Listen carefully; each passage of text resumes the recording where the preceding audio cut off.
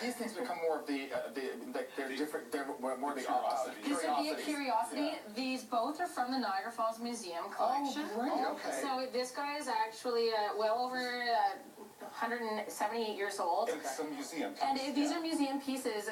They do come up for sale at auctions. How much would this little guy cost? This little guy is actually coming up for auction on April 29th, and he's starting at $2,000. Well, okay. Yeah. It's reasonable. Yeah, reasonable. Most definitely. These two items are really cool. Yes. This is a human skull. This is a real human skull. We're back to Nagaland. Wow. Clearly, I have a love for Nagaland. Yes. Yeah. Okay. What was his name? Well, I don't know. And again, she. Could have been a she. It would be a he. Okay. This would have been a chief. And you can tell this by the dots that have been adorned across the brow and along the mandibles. Okay. So also the beadwork. I just think cool. Everybody. I mean, this just seems incredible things.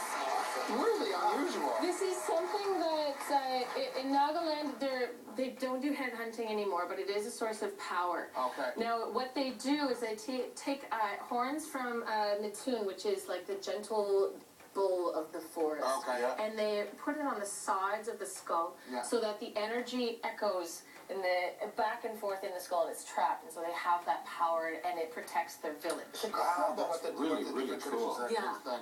Can we talk about this guy? This has a story. Yes. So what is this? So this one, who's actually the base is a little. Okay, yeah. This is a Fijian cannibal fork. Yeah, I know exactly what that is. A Fijian cannibal fork. Yeah. What is this? Darling, don't you know? This is a Fijian cannibal fork. Let me get my Googling out and see what that is. Okay. Fijian. So, of course, this is around the 18th century. Okay. Cannibalism did happen as part of many different, especially South Pacific cultures. Right. This would have been owned by a very large, very prominent gentleman. And in these areas, it's actually an insult not to be eaten. Really? Yeah. Oh, so if you're passed by, you'd be like, yeah, if they were to say, we're going to kill you, you're for such and such reason, we're not going to eat you. This would be the biggest taboo and horrible thought that you're about to be dead, and I'm not going to be eaten. You don't look like you taste good. I am not worth anything. Wow. But this is a fork. So this is a fork. But this is a fork. What? So you can see the prongs. You dig in for a nice big piece of flesh. Wow. And would you like a leg? You got to think about this, though. Well, So and again, you find this like at auctions, like. This has actually been passed down through a few very important collections. Okay.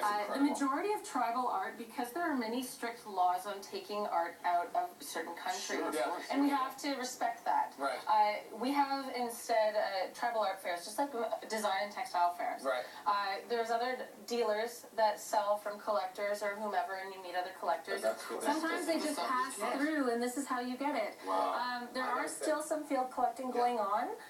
But the majority and the more older pieces were already taken by missionaries in the 18th century. Cool. Wow, yeah, that's really cool. Well, I have to say, this is the coolest stuff I've ever seen, but we are out of time. Awesome. But we're just going to drink all this in a little bit more, and these stories are incredible. And you just hold this because it looks so good. Thank you so much.